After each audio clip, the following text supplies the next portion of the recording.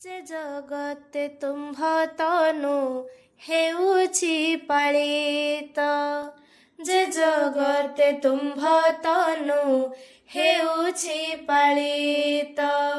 ତ କାର୍ଯ୍ୟରେ କର ସେହି ତନୁକୁ ଚାଳିତ, ତ କାର୍ଯ୍ୟରେ କର ସେହି ତନୁକୁ ଚାଳିତ।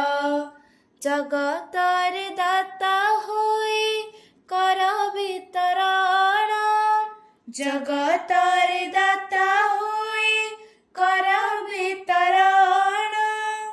ପ୍ରତିପ୍ରାପ୍ତି ଆଶା କେବେ ନ କର ପୋଷଣ, ପ୍ରତିପ୍ରାପ୍ତି ଆଶା କେବେ ନ କର ପୋଷଣ।